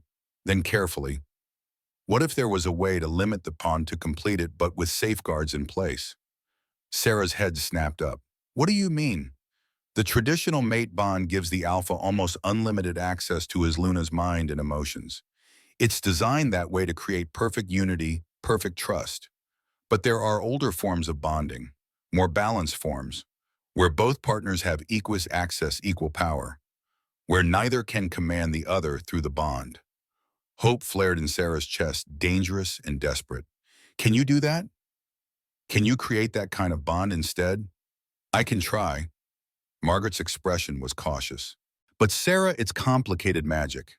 Difficult. And it requires both partners to agree. James would have to willingly limit his own authority through the bond. Most alphas wouldn't accept that. James would. Sarah was certain of that, at least. If I asked him if I explained why I needed it, he'd agree. I know he would. Then we need to talk to him. Now, because if we're going to attempt this, we need time to prepare. And we need to complete the bonding before the gathering arrives tomorrow night. Tomorrow night, less than 30 hours away. Sarah's hands were shaking, but she nodded. Let's find him. They found James in the war room with Garrett, Hank, and Jackson bent over maps of the territory and discussing defensive positions. He looked up when Sarah entered, and she saw the exhaustion in his eyes, the weight of responsibility he carried. We need to talk, she said quietly, about the bond. The room emptied quickly, the other men sensing the need for privacy. Only Margaret remained standing near the door like a guardian. James crossed to Sarah in 3 strides, his hands gentle as they framed her face. What's wrong? What happened? They're coming tomorrow night, Sarah said, and watched his expression shift from concern to shock to grim determination. Margaret says we need to complete the bond before they arrive. Says it's the only way to keep Dakota stable. Then we'll complete it. James's voice was absolute. Whatever you need, Sarah, however you need this to happen, we'll make it work. Even if it means limiting your authority, Sarah searched his face looking for any sign of hesitation. Even if the bond has to be balanced instead of traditional, where you can't command me, can't override my will, even in emergencies. James didn't even blink. I never wanted that authority in the first place. Sarah, I've spent 2 years waiting for you to trust me. If having an equal bond is what it takes for you to feel safe, then that's what we'll do. The relief that crashed through Sarah was so intense it made her knees weak. James steadied her, automatically pulling her against his chest, and she let herself lean into his strength. Are you sure? She whispered against his shoulder. Most alphas would consider that a weakness. Most alphas are idiots, James's voice rumbled through his chest. I'd rather have a balanced bond with you than a traditional bond with anyone else. You're my mate, Sarah, my equal, not my possession. Margaret cleared her throat gently. If we're going to do this, we need to start preparations now. The ritual takes time, and it has to be completed before moonrise tomorrow. That gives us about 24 hours. What do we need? James asked, his alpha voice sliding into place as he shifted to tactical planning. A private space warded against interruption. Specific herbs for the moon magic. And most importantly, absolute certainty from both of you that this is what you want. Margaret's eyes moved between them. Because once the bond is complete, it can't be undone. You'll be connected for life. If either of you has doubts, speak them now. Sarah pulled back enough to look up at James, really look at him. Saw the man who'd respected her boundaries for 2 years. Who'd offered to give up everything rather than force her hand? Who was willing to limit his own power as alpha if it meant she could feel safe? No doubts, she said firmly. I'm ready. Then let's begin, Margaret said. The next 24 hours passed in a blur of preparation. Margaret gathered the necessary materials while Sarah and James continued training with Garrett and the Warriors. They couldn't afford to stop defensive preparations just because their personal situation had become urgent.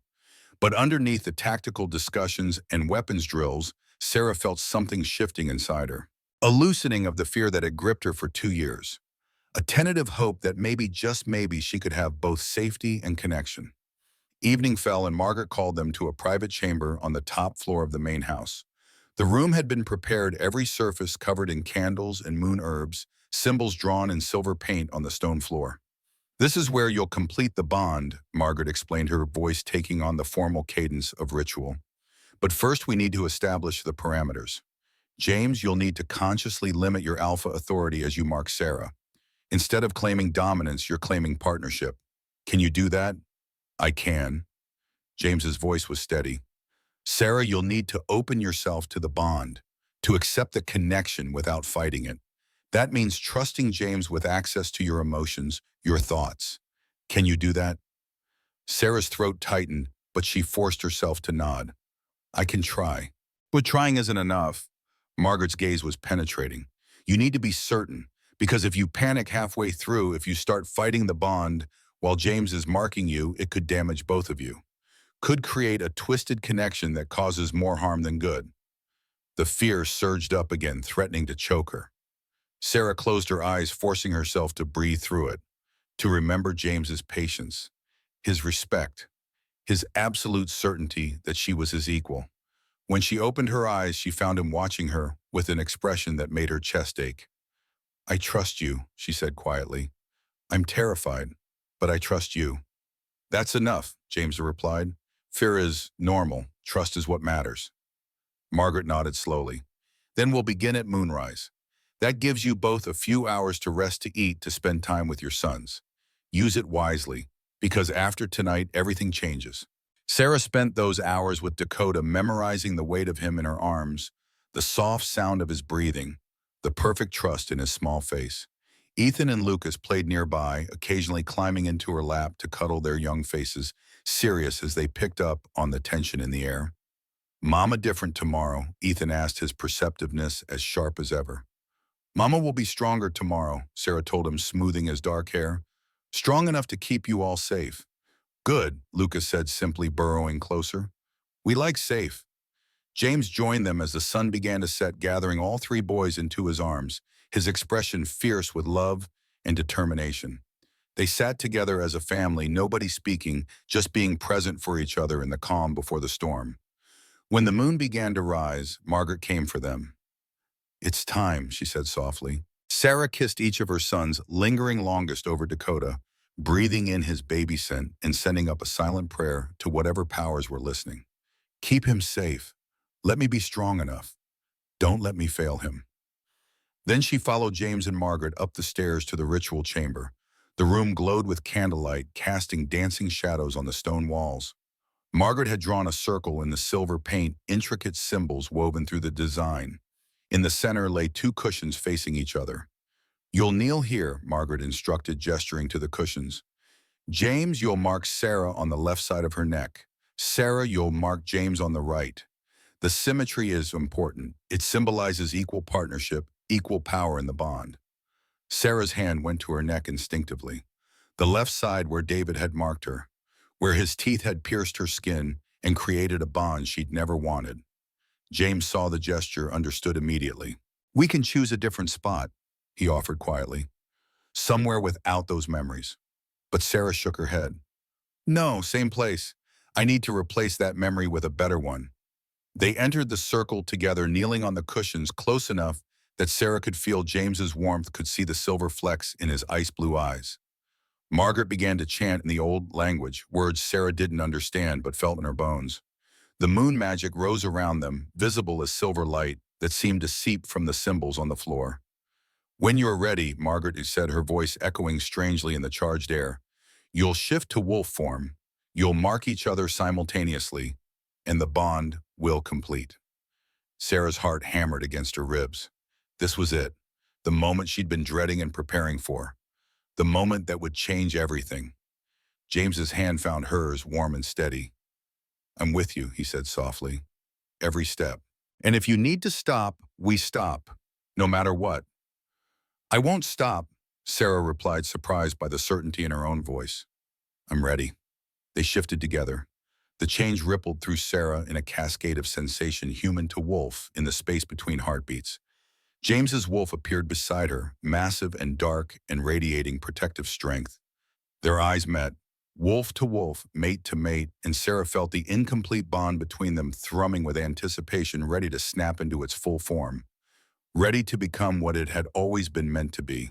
She moved first, closed the distance between them, her smaller wolf form pressing against James's larger one, found the spot on his neck where scent glands met thick fur, felt him go very still, giving her complete control over this moment.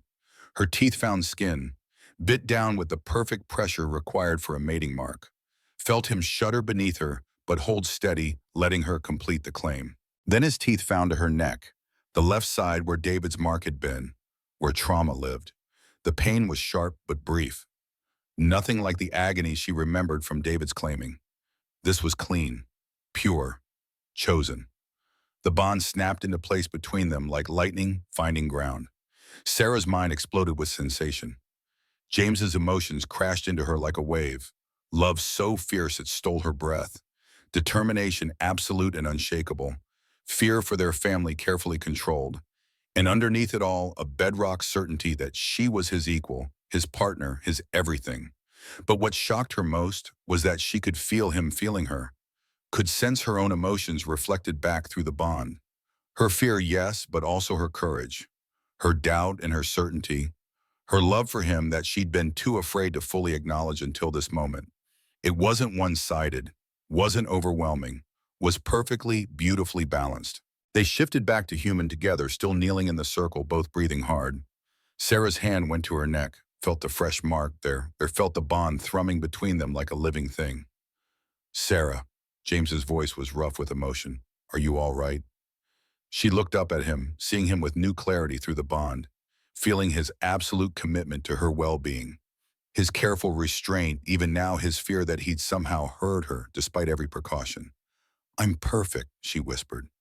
"James, I can feel you, really feel you. And you're not overwhelming, you're not controlling, you're just there, with me, equal." His hands came up to frame her face, and through the bond she felt the intensity of his relief, his joy, his love multiplied by the connection between them. "I told you," he said softly, "I would never be David." "I know." Sarah's hands covered his, holding him to her. "I know that now, really know it. The bond is showing me the truth of you and James. You're exactly who I needed you to be." Margaret's voice cut through the moment, gentle but urgent. "The marking is complete. The bond is formed. But there's one more thing." Sarah pulled back enough to look at the elder. "What, the final sealing?" Margaret's expression was serious. In traditional bonds, this would be where the alpha claims his mate, physically completing the connection through intimacy. But in balanced bonds, it's different. You claim each other. Equal partnership in all things. Heat flooded Sarah's cheeks, but she didn't look away from James. Through the bond, she could feel his desire, carefully controlled, waiting for her signal. "How long do we have?" James asked, his voice strained. "The gathering will attack tomorrow night. If you want the bond fully sealed before then, strengthening both your power and Dakota's stability, it needs to happen tonight." Sarah's mind raced. They'd completed the marking. The bond was formed, but it wasn't fully sealed yet, wasn't at its maximum strength, and when the gathering attacked, they'd need every advantage they could get. She stood, pulling James up with her. Through the bond, she sent him a pulse of certainty, of readiness, of trust that shocked them both with its intensity. "Then we seal it," she said firmly. "Tonight, now." Margaret nodded, gathering her materials. "I'll leave you to it. The chamber is warded. No one will interrupt. Take your time. When you're ready, simply complete the claiming. The bond will seal itself." She left, closing the door softly behind her. Sarah and James stood alone in the candlelit chamber, the bond thrumming between them both, suddenly acutely aware of what came next. Sarah, James started, but she stepped into him, cutting off his words. I feel you, she said quietly, her hands coming up to rest on his chest. Through the bond, I feel how much you want me. How much you've always wanted me. But I also feel how you'd walk away right now if I asked. How my comfort matters more to you than your desire. Always, James confirmed, his hands settling on her waist, warm and steady and giving her all the control. I don't want you to walk away. Sarah's voice was barely above a whisper. I want this. Want you, want us to be complete in every way. No more fear, no more holding back. Just us. Equal. Partners. Through the bond, she felt James's control waver. Felt the surge of his want, mixing with his careful restraint. Felt the question he was asking without words. Are you sure? In answer, Sarah pulled him down and kissed him. The bond exploded between them. Every emotion, every sensation amplified and reflected back. Sarah felt her own desire doubled as James's need crashed into her. Felt his careful control wavering under her touch. Felt the moment he stopped holding back and let himself simply feel what she was offering. They sank to the cushions, hands learning each other with a familiarity the bond provided. Sarah wasn't afraid, wasn't panicking, was simply present in the moment, feeling James through their connection, knowing with absolute certainty that he would never hurt her, never control her, never be anything but her equal partner. When he claimed her, physically completing the bond in the most intimate way possible, Sarah felt the final piece slot into place. The connection between them sealed itself, settling into something permanent and unbreakable. And unlike with David, it felt like freedom. The moonlight streamed through the window, bathing them in silver.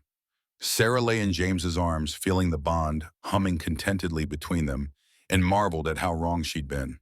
The bond wasn't a cage, it was an anchor, a tether that connected them without controlling them. Through the connection, she felt James's wonder matching her own, felt his love, his relief, his absolute certainty that this was right. I love you, she whispered against his chest. I love you, he replied, his arms tightening around her. Thank you for trusting me, for being brave enough to do this. Thank you for waiting. Sarah tilted her head to look up at him. For giving me the time I needed, for never pushing. You were worth the wait. James pressed a kiss to her forehead, and Sarah felt the truth of it through the bond. You've always been worth everything. They lay together as the moon climbed higher, neither speaking, just existing in the completeness of their connection. Sarah had never felt so safe, so seen, so perfectly matched with another person. Eventually, reluctantly, they rose and dressed. The gathering would attack tomorrow night, and they had preparations to finish. But now they faced it as a fully bonded pair, stronger together than they'd ever been apart. As they left the chamber and descended the stairs, Sarah felt something else through the bond, a third presence, distant but growing stronger. Dakota, their son's power, which had been unstable and wild, was settling now, anchoring itself to the completed bond between his parents, finding stability in their connection. He can feel it, James said quietly, sensing the same thing. Can feel that we're complete now. And he's stronger because of it, Sarah replied, marveling at the sensation. Margaret was right. The bond grounds his power, gives him a foundation to build on. They found Dakota in the nursery, wide awake despite the late hour. The moment Sarah entered the room, his dark eyes locked on her. And Sarah could have sworn she saw recognition there, understanding that something fundamental had changed. She lifted him into her arms, felt James's presence at her back, and for the first time since Dakota's birth, she felt ready. Ready to face whatever came. Ready to protect her family with everything she had. Ready to be the Luna Northridge needed. The gathering would come tomorrow. 300 wolves led by ancient generals. They would try to take Dakota, to break Sarah and James, to destroy everything they'd built. But they would fail, because Sarah and James were complete now. Bonded, balanced, stronger together than any force that might come against them. And they would protect their son with everything they had. The storm was coming, but the Stone family was ready. The attack came at moonrise the next evening, exactly as Margaret had predicted.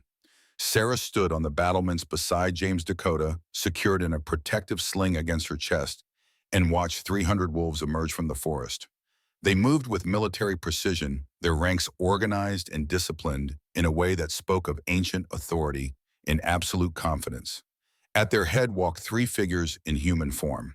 General Marcus Stone, the ancient warrior who shared James's surname, Alpha Nightshade blind but seeing with moon magic, and Alpha Storm 600 years old and radiating power that made Sarah's wolf want to submit.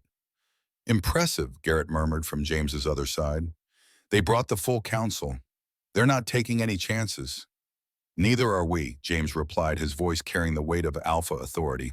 Around them, 230 warriors stood ready, Northridge and Southern Territory combined, armed with silver weapons and desperate determination. It wasn't enough to match the gathering's numbers, but it was what they had. And they had one advantage the gathering didn't expect: the completed bond between Alpha and Luna, the stable power of a true Alpha anchored by his parents' connection, the unity of two packs fighting for something worth dying for. General Stone's voice carried across the distance, magically amplified. Alpha James, we've come for the true Alpha child. Surrender him peacefully and your pack lives. Refuse and we'll take him over your corpses. James's answer was to shift to his massive wolf form, throwing back his head and howling a challenge that echoed through the mountains. Every Northridge and Southern wolf answered their voices, joining his in a declaration of defiance. We do not submit. We do not surrender. We fight. The gathering attacked. Sarah had trained for this, had drilled the defensive formations until they were instinctive, but nothing could have prepared her for the reality of 300 wolves crashing against their lines like a tidal wave. She fought beside James, their bond, allowing them to move as one. When he dodged left, she covered right. When she shifted to create an opening, he was there to exploit it. They were perfectly synchronized, a single unit instead of two separate fighters. And through it all, Dakota remained calm against her chest. His power pulsed outward in waves, strengthening every Northridge wolf, making them faster, stronger, more resilient. The 20 pups who'd bonded to him felt it strongest. Even at their young age, safe in the shelters, their connection to Dakota gave them awareness of the battle. The first guard was forming, even now, even this young. The fighting was brutal. Sarah lost track of time, lost track of individual battles, focused only on the next threat, the next strike, the next moment of survival. Through the bond, she felt James's determination, his love for their family, his absolute refusal to fail. Then General Stone broke through the lines, heading directly for Sarah. She shifted to human form, needing the dexterity for what came next. Stone's wolf was ancient and powerful, but Sarah had spent days training with Garrett, learning every trick for fighting opponents stronger than herself. She dodged his first lunge, used his momentum against him, struck at pressure points with silver-tipped claws. It wasn't enough to seriously hurt him, but it slowed him down, bought James time to reach them. The two wolves collided with earth-shaking force. Alpha against General, modern warrior against ancient power. Through the bond, Sarah felt every hit James took, every moment of pain. But she also felt his unwavering determination, his absolute certainty that Stone would not reach their son. The battle raged. Warriors fell on both sides. The ground ran red with blood, and still they fought because there was no other choice. Surrender meant death or slavery for Dakota. Victory meant survival.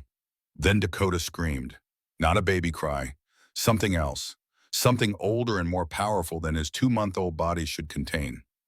Silver light exploded from his small form exactly as it had during the first attack, but this time it was stronger, more focused, directed by the stable foundation of his parents' complete bond. The pulse of energy hit every wolf on the battlefield. Northridge and Southern forces felt a surge of strength wounds healing rapidly, exhaustion falling away. They fought with renewed vigor, pushing back against the gathering's lines. But the enemy felt something different, felt the weight of divine authority pressing down on them, felt the moon goddess's will made manifest through her chosen champion. Submit. The word echoed through every wolf's mind, not a request, a command that bypassed conscious thought and struck directly at instinct. 300 rogues hit their knees, couldn't fight the biological imperative to submit to a true alpha marked by the goddess herself. Only the gathering's generals remained standing, their ancient power allowing them to resist. But they'd lost their army, lost their advantage. General Stone shifted to human form, blood running from multiple wounds, and stared at Dakota with something that might have been awe or might have been fear.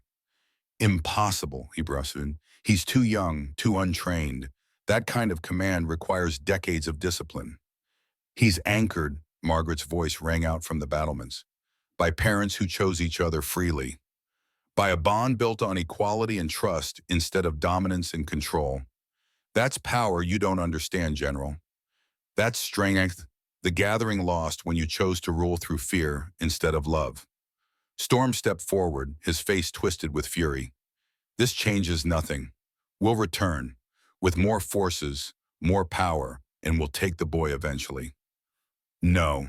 James shifted to human form, standing beside Sarah with blood on his skin and absolute certainty in his voice. You won't, because every pack in the territory heard about this battle. They saw the gathering attack a true alpha under the goddess's protection. They watched your forces submit to a 2-month-old child, and they're going to choose sides, either with the ancient council that rules through fear or with the new generation that chooses partnership. Around them, warriors began to shift to human form. Weapons lowered slowly. The fighting was over, if not the war. Nightshade, the blind seer, tilted her head as if listening to something only she could hear. Then slowly she knelt. The goddess has spoken, she said, her voice carrying across the battlefield. This child is her champion. To oppose him is to oppose her will. I will not be part of that sacrilege. Storm and General Stone stared at her in shock. Nightshade, what are you doing? Choosing correctly. The ancient female's blind eyes turned toward Dakota with uncanny accuracy. For the first time in 3 centuries, I'm choosing correctly. This child will unite the packs, not through conquest, through choice, and I choose to follow him. One by one, the other rogues began to stand. Some limped away into the forest, defeated and broken. Others approached the battlements cautiously, heads bowed in submission, asking for asylum in Northridge territory. The gathering's army was dissolving before their eyes. General Stone looked at James and Sarah one last time. This isn't over, he said quietly. We may have lost tonight, but there are other true alphas, other bloodlines. We'll find another way. Then we'll stop you again, James replied simply. Every time, however long it takes. Stone and Storm retreated, gathering the remains of their forces. Within minutes, the battlefield was empty of enemies. Only Northridge and Southern wolves remained standing among the fallen, trying to process what had just happened. They'd won. Against impossible odds, they'd won. Sarah sank to her knees, Dakota clutched tight against her chest and felt the tears finally come. Relief and grief mixed together. They'd survived. Dakota was safe. But the cost had been terrible. 23 Northridge wolves lay dead, 17 of Garrett's, 40 lives lost to protect one child. But as Sarah looked at Dakota, saw his perfect, innocent face, felt his power stabilizing with every breath he took, she knew it had been worth it. He would grow up, would become the leader he was meant to be, would unite the packs through choice instead of force, and he would do it with parents who loved him enough to fight the world for him. James knelt beside her, his arms coming around them both. Through the bombing, Sarah felt his exhaustion, his grief, his overwhelming relief that they'd survived. It's over, he whispered. We did it. For now, Sarah replied, but there was no fear in her voice anymore. Just certainty. And when the next threat comes, we'll face it together. Like we faced this one. Around them, the pack began the grim work of tending to the wounded and honoring the dead. But in the center of it all, the Stone family held each other and breathed. They'd survived the storm, and they would survive whatever came next, together. The sun rose over the battlefield, painting the blood-soaked ground in shades of gold that seemed almost obscene. Sarah stood with James as they prepared 40 pyres, 40 wolves who'd given their lives so Dakota could live. Colonel Hank Mitchell's pyre stood tallest in the place of honor. Sarah placed his dog tags on the wood herself, her hands steady even as her heart broke. He'd be proud, Marcus Webb said quietly, standing beside her. The old sergeant had tears on his weathered face. Proud of all of you. James lit the first torch, then Sarah, then every warrior who'd survived until all 40 pyres burned bright against the morning sky. The pack howled their grief. The sound echoed through the mountains, carrying the names of the fallen to whatever place warriors went when they died, defending what mattered. That night, exhausted and grieving, Sarah held Dakota close. Through the bond, she felt James's complicated tangle of relief and sorrow. They'd won, but the cost would stay with them forever. Was it worth it? She whispered. James's arms came around them both. Ask me in 20 years, when Dakota's grown, when he's united the packs and built something better than what came before. Then we'll know if 40 lives bought us a better future. Sarah closed her eyes and prayed he was right. 6 months later, Sarah stood in the same council chamber where she'd faced judgment and found her courage. But this time, she wasn't there to defend herself. She was there to witness history. 8 alphas sat around the table representing 8 territories that had chosen to form an alliance. Not a return to the old unified nation, but something new. Something better. The Free Packs Coalition, they called it. United by choice, not conquest. Each pack maintaining sovereignty while supporting each other against common threats. James sat at the head of the table not as supreme alpha, but as coordinator. First among equals, chosen by the others to organize their joint defense and facilitate communication. And beside him, wearing Luna regalia and the visible mark of a completed mate bond, Sarah sat as his equal partner. Dakota, now 8 months old, sat in her lap. He'd grown stronger, his power more controlled. He could shift at will now, moving between forms as easily as breathing. And the 20 pups who'd bonded to him were growing too, forming the foundation of the first guard that would serve him when he came into his full power. But for now, he was just a baby, playing with his brothers Ethan and Lucas, learning to crawl, making sounds that might become words soon. Normal, ordinary, perfectly, wonderfully loved. Garrett sat 2 seats down, his own Southern Territory, now part of the coalition. He still wore his grief like a cloak, but there was peace in his eyes now. Purpose. He'd helped save one true alpha, even if he'd lost his own, and that he'd told Sarah once was enough. The meeting concluded with agreements signed and plans made. 8 packs working together to build something new, something that honored both tradition and progress. As the alphas departed, James pulled Sarah close, Dakota between them, and pressed a kiss to her marked neck. Thank you, he said quietly, for being brave enough to trust me, for completing the bond, for being everything our family needed. Thank you for waiting, Sarah replied, feeling the bond hum contentedly between them. For giving me time, for respecting my fear while helping me be brave enough to face it. Dakota made a happy sound, reaching up to pat both their faces with pudgy hands. Through the bond, Sarah felt James's love, his contentment, his absolute certainty that this right here was everything that mattered. Their family, their pack, their future. The gathering was still out there somewhere, licking their wounds and planning their next move. Other threats would emerge. Life would never be simple or easy. But Sarah wasn't afraid anymore, because she had James, had their sons, had a complete bond that made her stronger instead of weaker. Had everything she needed to face whatever came next. The Luna of Northridge was ready, and the world had better be ready for what she and her family would build together.